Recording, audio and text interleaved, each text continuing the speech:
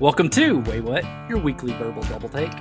This is a rabbit hole podcast where a couple of old guys do moderate to shallow dives into various topics, ranging from true crime, paranormal, sports, pop culture, or anything else that we find interesting. We drop episodes every Tuesday, and then on Fridays if we feel like it. You can follow us on Facebook, X, TikTok, and Instagram. We appreciate you joining us. Now that we got all this self-promotion stuff out of the way, here we go. Hello, and welcome once again to another episode of Wait What? My name is Daryl, and here I am with the guy that has the electric toothbrush in his nightstand that no one is supposed to touch. Jason. It has special It's because attachments. you put it in your butt. You put it in your butt. That's why. Like I said, special attachments. All right. Well, I didn't say so beforehand. I decided to mix it up a little bit, but I'm in charge of today's episode today. And before I get started, I am going to have a rant about the greatest debate of all men. You know, the men always have this debate, and it is sharply divides men into one camp or the other. And it's not Democrats and Republicans. It's not standing up to wipe or sitting down to wipe. What is your guess? Ass or titties? Wrong. Oh, another okay. debate, but this is not as divided. But ass and titties, that's got people wishy-wash. They go on either side depending on the girl they know. Now, if I recall, and I'm certain that I do, but maybe you've changed your mind. But Jason, if you could suck your own dick, would you do it? Okay, I should have went there. That's a very good one. Yes, I would fucking do it. All right. Jason and I fall on different sides of this debate that has been plaguing men from the time that they realized they could tug one out until the point where they're, until they're old, sad, cranky men where their favorite part just lies dead between their legs. As soon as you can reach it until it's useless, men are divided on this. Now, this is a very nuanced debate, at least for the freaks that would actually do this to themselves. Now, I fall in the camp that I would not do it for one main reason. I don't want to suck dick. That's it. There's no nuance to my side. So there's a line though. No, there's no line. You'll jerk a dick off, but you won't suck a dick. I'll get to that. Okay. All right, but just if you're going to expand besides me just not wanting to suck dick, there are other reasons. How does finishing work? Do you blast it in your own face and just try not to get it in your hair? Do you spit? Or are you just so happy to avoid that cleanup that you just chug your own goo? Exactly. Much like sucking dick, none of those appeal to me. None of those are good options. No. You would have you would have two ways to know. I mean, it would be you and you would know. So you would be able to stop. But all right, say the only way to do this is that you curl up on your back and so your dick's on top. You're not going to be able to get out of the firing range fast enough, and at that point, you might as well just jerk off. Okay. All right. For the few women that do listen to us, be grateful that y'all don't even have the distant potential to do this because these debates can be heated. Those dirty cocksuckers that would go down on themselves.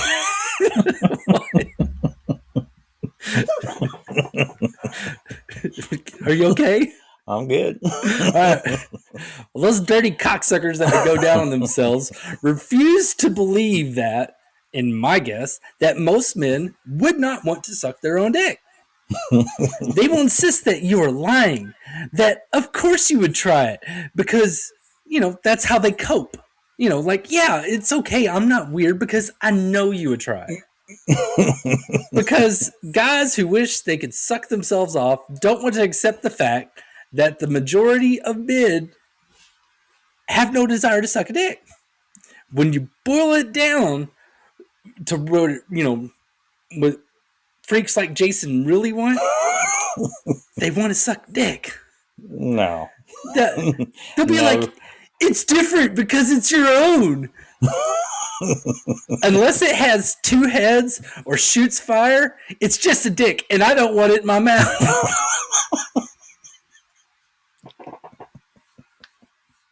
Now that being said, if a gay man said he wanted to do this, then more power to him, because I assume that gay man is cool with sucking dick. You know what? Great. Good for you.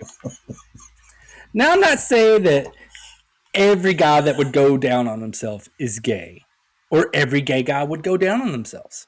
But I am saying that if you're willing to do that to yourself, you're a bit further on the gay spectrum than other heterosexual men.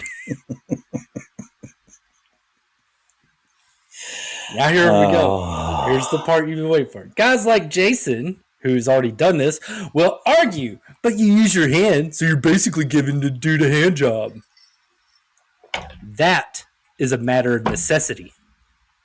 We are a civilized people that don't go around sticking our dicks into whatever we can grab just to get that relief. When you're young, it's because you get bored or you're scratching your balls and one thing leads to another. Or if you're old like me and you're just having trouble falling asleep, or you have an important decision to make and you want to make sure you clear away all the baby batter so you make the best decision, it's a need that you need to take care of, and that this right here is the easiest way to get to that. The need outweighs the ickiness of yanking on a wiener. But guys like myself, when we have the option for someone else to do it instead, we reach over to the nightstand, we grab our phone, we turn the flashlight on, and we put it right behind our boner and use it to shine the cock signal on the ceiling. And then that wonderful lady that's laying next to you wakes up and helps you slay that boner demon. But if you really want to spice that up, you can always cue up the Batman theme song from the 60s or the Danny Elfman theme from the Tim Burton Batman movie. They go really well with it. It's a great way to wake them up. Do not wake me up like that. Ever. I would never wake you up like that. That is reserved for my wife. The love of my life. She gets the boner signal.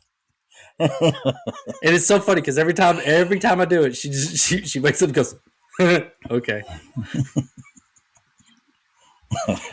All right, Jason. I will allow you a moment for your rebuttal. There is no rebuttal. Just if I could do it, I would do it. You dirty cocksucker. There's nothing about it. It's just if I could do it and it relieves my hand for one day, then yeah. But I hopefully you would just be able to bend over and do it and not have to lay down and do the whole trick, flipping your legs up over your head. I don't see there being any way that would, one, that'd be comfortable, and two, that wouldn't take away the fact of being like, oh my God, I got a dick in my mouth. That would kind of ruin it. Not, oh yeah, I'm getting my dick set. No, I'm sucking dick. Your own dick, though. That doesn't matter. God, what was it that was like, oh, God, it makes me think of, I can't even think of the movies. Because it's your dog. It's the same thing. It makes no sense. Oh, on Road Trip. Yeah, because it's your dog. Oh, my God. Well, speaking of desperately doing whatever we can to get off, let's dive into today's episode. Oh, boy. We will be looking at sex toys throughout history. Oh. Yeah. All right. It should not be that surprising that today's episode is going to start way, way, way back in the long ago. Oh, yeah. Back when entertainment was looking at clouds, looking at fire, and getting your rocks off. Uh-huh. Or in this case, using a rock to get off. In 2005, some researchers from Tübingen, I think it's German, I don't know, Tübingen University were exploring and researching the Hohlfels cave near Ulm, Germany. They found 14 fragments of polished siltstone that, when assembled, became a 7.5-inch penis. Ho. Yeah. In the super duper ancient times, it was, it's more typical to usually find sculptures of female genitalia or nudes, because they usually have something to do with fertility, but maybe it was porn back then. I don't know. Mm-hmm. But it's way more typical to find those. Finding wiener sculptures that are, this old, it's kind of crazy because, and then even more so, once they saw how the business end of this stone wiener was designed and polished, a theory began to emerge that this was an ancient dildo from 28,000 BCE. Wow. A Stone Age dildo. Literally. This one is special because they were actually able to reassemble the entire thing. But there have been incomplete and fragmented sculptures of what is suspected to be dildos dating all the way back to 40,000 BCE.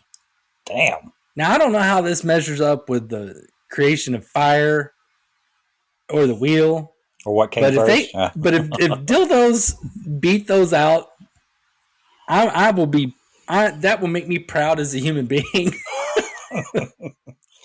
Priorities. Exactly.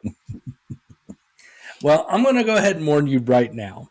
Most of this episode is about dildos. Why, you may ask? Because in ancient history, and lots of other bits of history, if men wanted to get off by, they went and got a prostitute. Or in the caveman days, they probably just popped a woman in the head of the club and just took what they wanted. Mm-hmm. But also, men tend to need things that are softer. And those softer things don't last as long as rocks. I'm sure most cavemen had a special pumpkin with a hole cut into it, or an ancient gym sock, or something along those lines. And it couldn't stand the test of time the way a rock can. In France and Eastern Europe, they have found phallic objects dating to 28,000 all the way up to 11,000 BCE, made out of bones, antlers, and stone. Damn.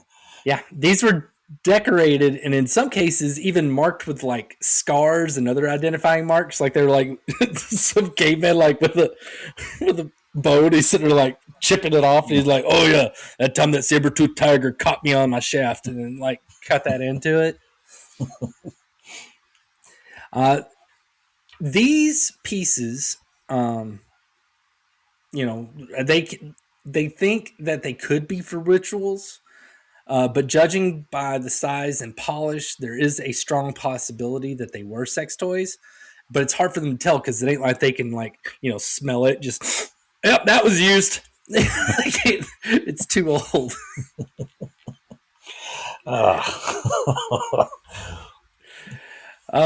There have been wooden and bone wieners found in Scandinavia that date from 6,000 to 4,000 BCE.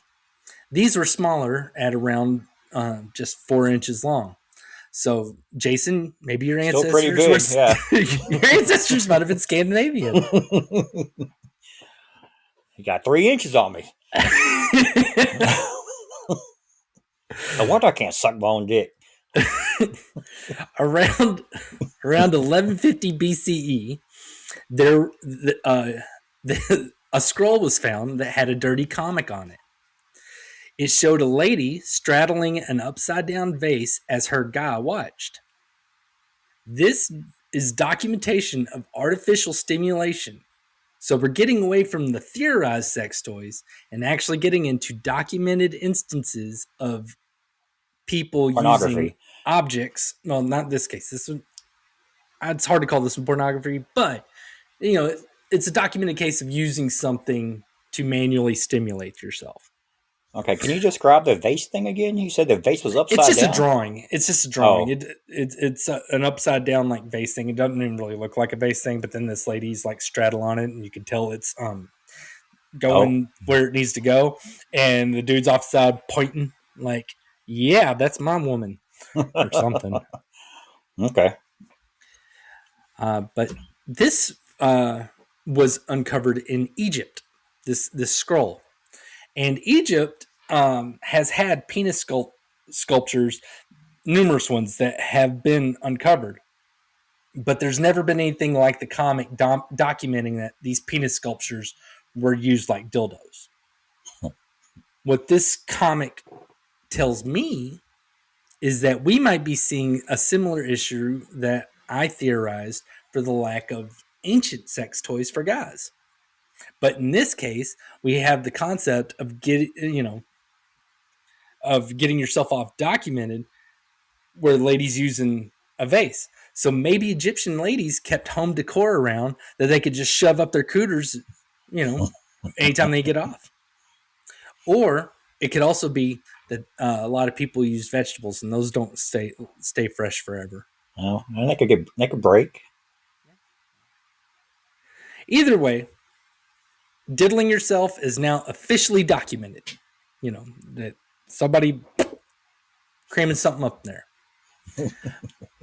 But say you don't buy into what some pervert in Egypt drew.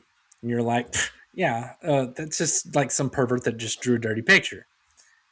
Well, then would you believe it if I told you that there's a story from the Bible? Mm. The prophet Ezekiel wrote his book of the Bible in 592 to 570 BCE while he was held captive in Babylon. In Ezekiel 16:17, and I'm doing this in normal English, I'm not doing that old English bullshit. You also took the fine jewelry I gave you, the jewelry made of my gold and silver, and you made yourself male idols and engaged in prostitution with them. What that means, if you can't tell, is that they used the precious metals to make gold and silver dildos for sex acts.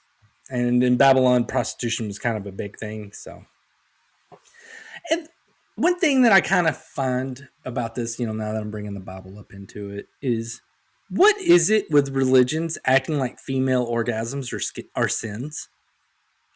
Because they're not supposed to get joy from it. Well, Supposed to and be I just be think childbearing.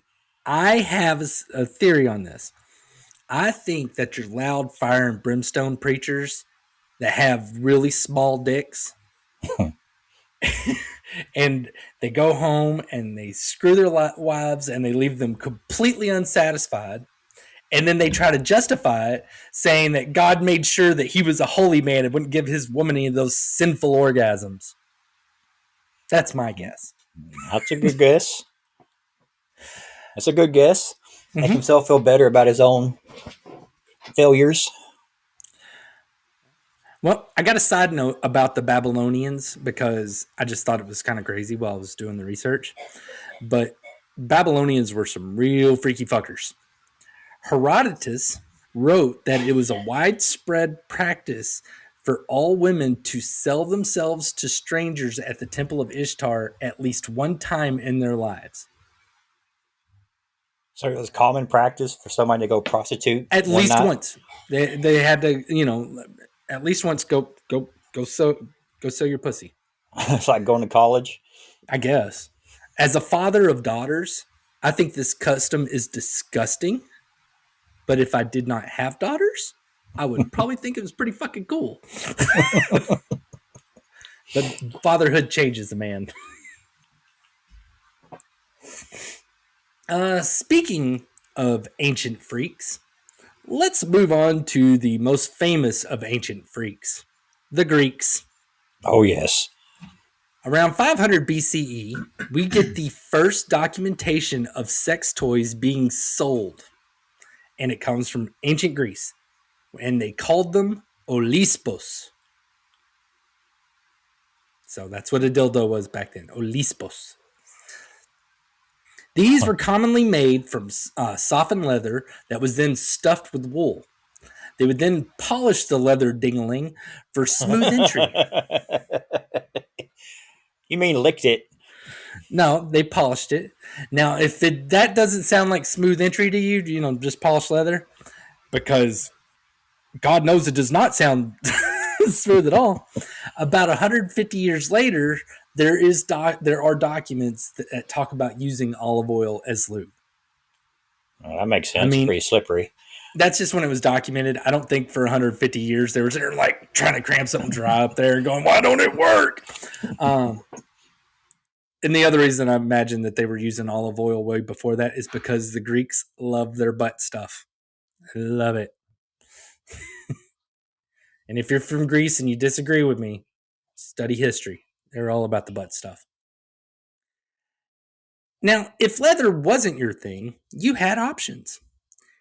Hesychius wrote around 500 CE, so about 1,000 years later, about something called an olisbocolix.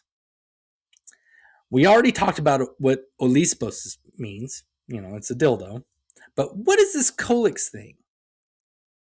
Colix was the ancient Greek term for bread. Put them together, and you have bread dildo. And it is just like it sounds like. It is bread that was baked and shaped into a penis. Oh, It is long, huh?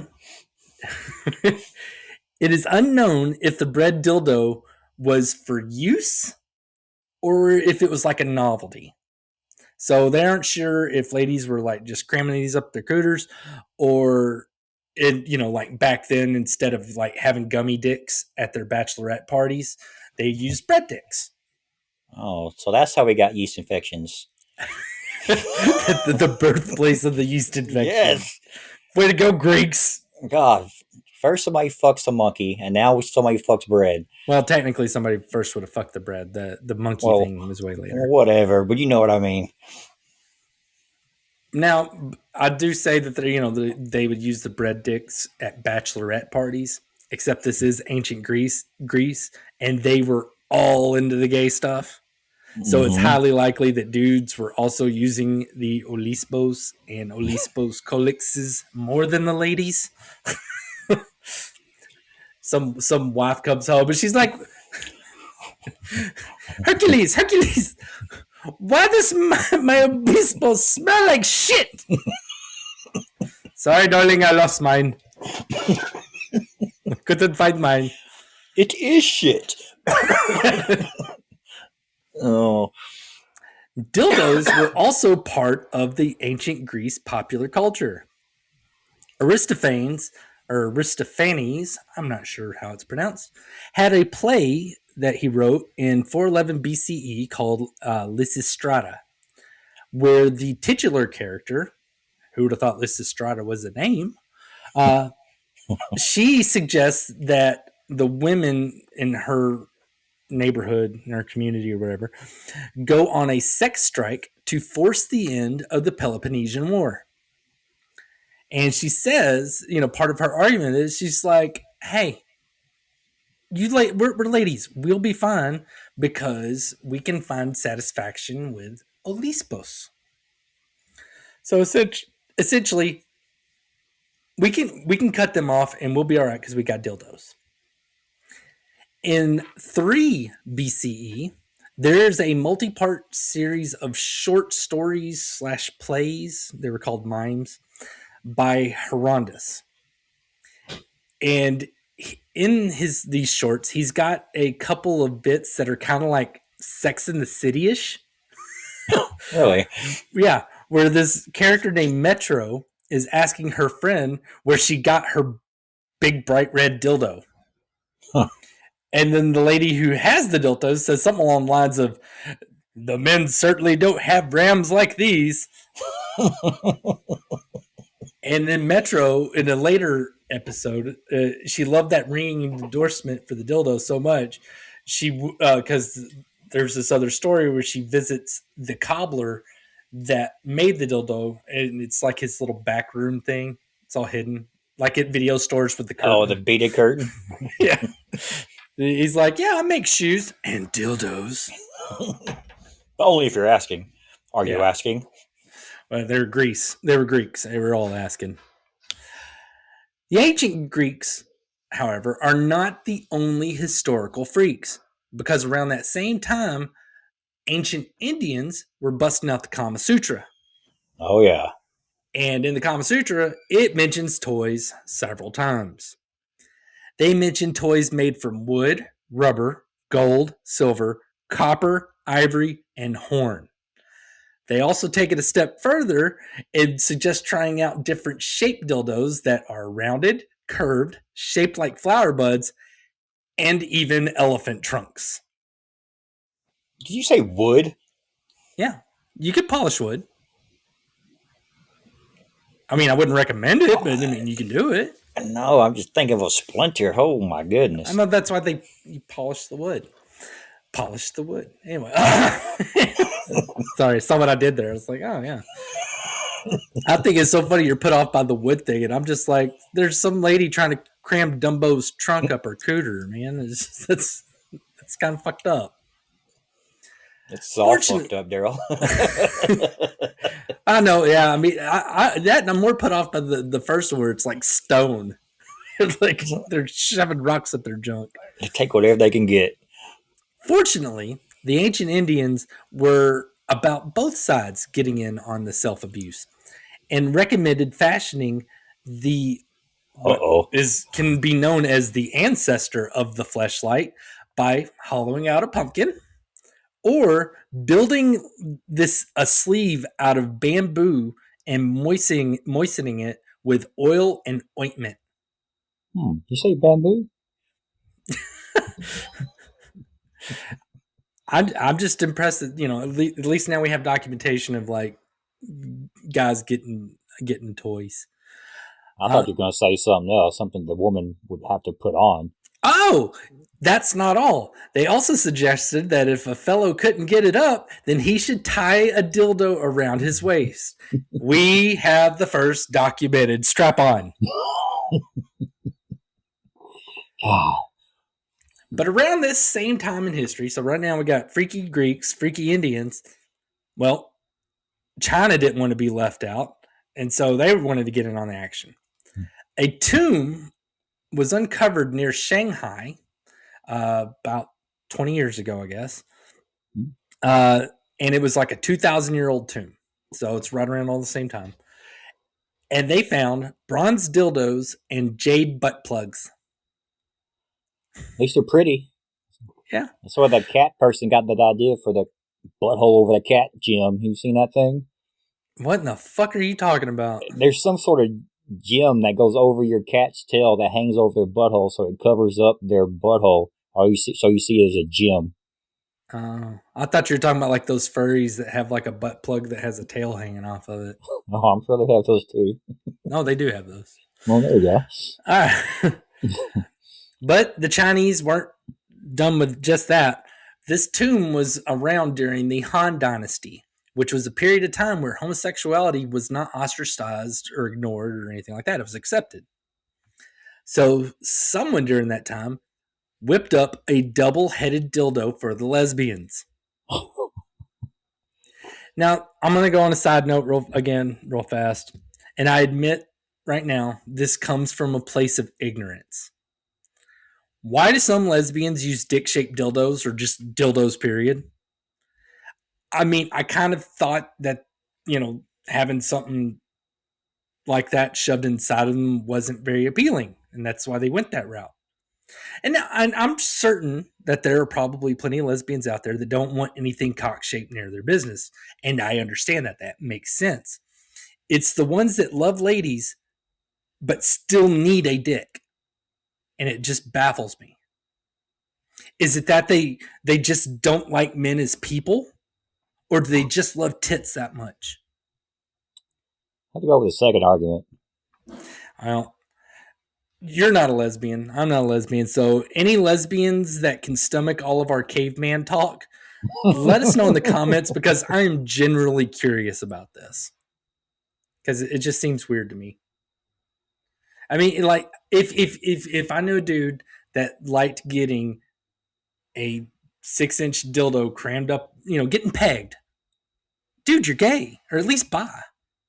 I mean, then I would say the same thing to a lesbian that likes, some fucking forearm size mandingo dildo. I'd be like, okay, so you're bi. But like I said, I'm ignorant. Moving on from my ignorance, now we go to ancient Rome. And this puts us in 27 BCE all the way up to around 476 CE. Remember how I mentioned earlier that we weren't sure if some of the dick statues were for rituals? Uh-huh. Well, there's a theory on a ritual that it's believed that the Romans did. There's evidence of ritualistic dildos that were used by women before they got married. They would use the holy dildo to take their virginity before the wedding. What? It is speculated that they believe that this, God dildo, divine dildo, whatever you want to call it, would help ward off evil, and the ladies acts, I don't know. I guess it also prevents them accidentally losing their virginity beforehand if somebody, used just the tip line also. It's like, well, I didn't lose my first time that way. I did it by my terms. But essentially it was like, yes, here's the God dildo. Jam that up there, pop your cherry, boom. Good luck forever, I guess. Weird. But that was all in ancient times, where humans were barely done being monkeys. Let's take a look at medieval times, where the Catholic Church had a stranglehold on European culture. You might ask, what was the Catholic Church's thoughts about sex toys? Well, they believed sex toys were instruments of evil, and female masturbation was the most horrible sin. And I, personally, would agree with that. Anytime I'm watching the news and I see a story about somebody being murdered, and I'm like, yeah, but more importantly, have any women been diddling themselves? Let's talk about the real problems. That woman looks far too satisfied. She just shot her husband, but I don't care about that. She looked like she diddled herself. All right. As boring and stiff as the Catholic Church was and can be, they are a big deal to historians because they documented everything. Uh-huh. A lot of your primary sources that you get, especially studying European or Latin American history, which I focused on Latin American history when I was in college, your primary sources come from church sources most of the time. In the 7th and 8th centuries, so we're all in CE, AD, whatever you want to call it. We're in medieval times. In the 7th and 8th centuries, they had penitential manuals that told, the priests how to punish lesbian nuns that use toys on each other. Now I think about it, I think I've seen that movie. It's like Naughty. Yeah, it's like Naughty Nun Munchers Part 4. Or was it Part 2? It was one of those. I'm pretty sure. I mean, Part 3 was a snoozer. The plot was amazing. Part 3 upset me. They didn't carry the story over. They're like, oh, we're going to do like this little side story over here. And I'm like, I don't care about those nuns. Yeah, those are weird stories. I want the lesbian nuns that I've spent at least 2 movies getting attached to. The Frankish writer, Hincmar of Reims, said that since ladies can't penetrate each other, they use instruments of diabolical operations to excite desire. I can't help but think that if this guy was alive today, he would drive a really loud pickup truck that's all jacked up on giant wheels. Oh, yeah. Because he has a little dick. Overcompensating. Yep, overcompensating. He's like, it's not fair. They get to carve out big dicks. I was born with this tiny one. Another penance manual had this really fun question that it's just so fun that I'm choosing to read it verbatim. Have you done what certain women are wont to do, contriving a certain engine or mechanical device in the form of the male sexual organ, the dimensions being calculated to give you pleasure, and binding it to your own or another woman's pudenda? And have you thus committed fornication with other evilly disposed women, or or they using the same or some other apparatus on yourself? You say If pudenda? yeah, That's slang for pussy? that was like more scientific back in the day. Poon. Is that where the poon came from? Pudenda. I don't know. I'm doing sex toy origins, not Slang sex term. slang. Yeah. Oh, I think you Now, just answered that one, though. if I was still single, that question right there would totally have been one of my get to know you questions on Tinder. I mean, because I also, the way it's written, I almost see like the guy like writing it. He's all like sweating and stuff at the thought of it. Like, oh God, were you wearing this? Did you do that? That's so hot. I mean, no, bread and water for 3 years, you know. And that's what the penance was in a lot of these cases, was like bread and water for like 3-5 years. Wow. In the 13th century, Bertolina of Bologna was tried for sodomy with other women. Her accuser claimed that Bertolina would use a dildo that had two silk testicles on her lady lovers. What? Who puts testicles on their dildos? I don't know. I'm wondering, do they add anything to the experience, or were they just decorative? They add that. But they're silk. They're silk. You're not going to get that noise at all. They add a little soft touch then. I guess it tickles, or I think it's decorative because women like having things that look neat and pretty. Or put them underneath the Chevy. She wants other women to look at her dildo and be like, "Oh my God, you got the one with the silk balls? I wanted the one with the silk balls. I got wool balls and they're just itchy."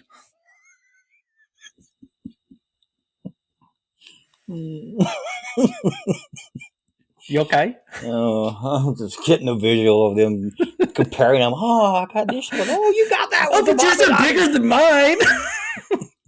Oh, I wanted that one. You got the blue one. What's all that black string on yours? Oh, I wanted it to remind me of Ralph. Katharina Heltzedorfer, these fucking German names, of Speyer, was put on trial in 1477 after being accused of having a complex dildo made out of cotton, leather, and wood that she would use on the ladies. It is said that it did not just stand erect, but could be made to be flaccid, and she could even pee through it. What? Yeah. I don't know if these are accurate statements. You know, somebody could have just been making it up. But if it's true, this woman should have been a goddamn engineer. She should have been building dildos. She should have been building bridges. Yeah, we would have had electricity way sooner if they had been concentrating on something else. Yeah. She's like, no, I gotta tag me some bitches. I always wish I could like lose a boner. I mean, that's only. I mean, it says that it was done. She could make it flaccid so that she could kind of like still have it on without it, just being like this hard fake cock between her legs. But I'd like to think that she was also kind of a bitch, and whenever she'd see somebody ugly, she'd like flip whatever switch and just make it go. And that's probably the person that accused her and had her put on trial. She made her boner go down when she looked at me. If the various trials and rules I'm telling you about make everything sound boring compared to the ancient world, keep in mind, people kept breaking those rules, and they kept finding creative ways to do it. Our collective horniness cannot be thwarted. Nope. In the 14th century, the poulain shoe gained popularity. This was a shoe that it was like a normal, like kind of high heel that men wore back then, but then the tip was like this long, slender leather point Their toes weren't in it. It was just there. Mm-hmm. And it was not uncommon for a guy to wear these shoes and during a dinner have his foot up the skirt of the lady across from him. It was said that women would have multiple orgasms between the first course and dessert. And the ladies liked these shoes so much that it was known that sometimes they would use these pull-lane shoes on themselves back at home.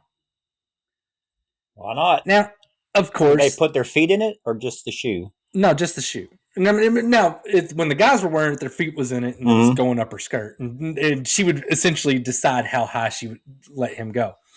But whenever the lady got home, he kicked his shoe off by the bed after, they did their thing and he went 2 pump chump, fell asleep. She'd reach over and grab that shoe and just drill herself with it. At least that's what happens in my head. History porn. Oh, man. Of course, the Catholic Church hated the pull-lane shoe. And Pope Urban V said the shoes were an exaggeration against good manners. I think that's debatable. Scoffing against God and church. And I'm like, dude, they're fucking shoes. Don't think God's up there. Why did my creations make such pervy shoes? Well, we're going to wrap this up at the Renaissance because after the Renaissance is whenever vibrators start showing up, and I'm going to hold that hostage until someone requests a part 2. Okay. Now, this is an important part of history because now this is the time where we actually get the term dildos. Pietro Arentino, known as the father of pornography, after writing his very first sexy dialogue, referred to Olispos as diletto. Diletto is the Italian word for pleasure or delight. Then the English took that and said, did he say dildo? I believe he said dildo, didn't he? And that's why we have dildos now. And you start seeing evidence of this with the poet Thomas Nash, who referenced dildo in his 1592 poem called The Choosing of Valentines, or The Merry Ballad of Nash His Dildos. Nash His Dildo. In that poem, the main guy, the protagonist of the poem, doesn't get the job done for his lady, so she whips out her dildo that she brags about how it does not bend and it is always hard as steel, and most importantly, it can't knock her up. Well, you got a point there. John Wilmot, Earl of Rochester, imported a bunch of dildos in 1670 for his sexual society called Ballers Club. I mean, I was kind of impressed. I was like, damn, bro. Yeah, that word's been around for a long time. Yeah. Well, English customs seized all the dildos and burned them. Oh, which bastards. I'm pretty sure that left the Earl feeling very, very empty. Get it? Because he doesn't have a dildo in his butt. Yeah. That joke made me feel a little dirty. He did fill that emptiness with poetry when he wrote the poem Signor Dildo. And Signor Dildo is all about women busting better nuts from a dildo than men. So it's like, wow, you go, Earl of Rochester. We're going to have to read that poem. Nah, I don't want to get all sweaty and hot and bothered in front of everybody. And that is where this naughty little dive in history is going to end, because, as I said earlier, the toys start getting higher tech after this. And if you want to hear this dumb guy talk about vibrators and whatever other sexual machinery from the past in a sequel, ask for it in the comments. Otherwise, I'm going to stop tainting my search history with all the sex toy stuff. That's great. I mean, the search history's in this house. Oh, dear God. Oh yeah, it's everywhere. I do have one question. It's Ask away. a random question. I know we've gotten away from BC and AD. So what does BCE stand for? Before Common Era. Oh, so we got away from before Christ and after and Anno Domini. Death. Yeah. But yeah, now it's before Common Era and Common Era. How did we change? I was indifferent on this change. I was kind of like, whatever. I mean, the change happened like right before I was in college, so I had to adjust, but it wasn't that big of a deal. Okay. Why was there a push to change? Because people didn't want to say God or Jesus is real? Pretty much, yeah. People get butthurt about that stuff. I mean, and I get it to a degree. It's kind of like the whole stupid thing with the 10 Commandments in classrooms right now in Texas. Uh-huh. I mean, like me personally, I'm like, okay, whatever. I'd just not pay attention to it. But we are a very multicultural society here in Texas. We've got Buddhists and Jews and Muslims and everybody else. I mean, and granted, the Jews and the Jews and Christians both share the 10 Commandments, which, if I remember right, though, Muslims are also an Abrahamic religion, but I don't know if they still hold any regard to anything written in the Old Testament or not. But what do I know? Either way, them putting it up in classrooms is just them just causing fucking problems just for the sake of causing fucking problems. Just see what they could get away with, yeah. Being assholes. Yeah, I didn't care either way. I could see why they would take it away because it's trying to keep church and state separated. Yeah. I get it. The state demanding that anything put up something church related is dumb. Now, granted, at least with the 10 Commandments, 8 of them are pretty, like universal. It's that, whole like, thou shalt not worship any other gods before me. That's like, okay, that makes it where you can't use those in these things. Uh-huh. I don't know. I hate our politicians. I really do. I hate all of them. Both sides. They both suck in Texas. All of them suck. Mm-hmm. All right.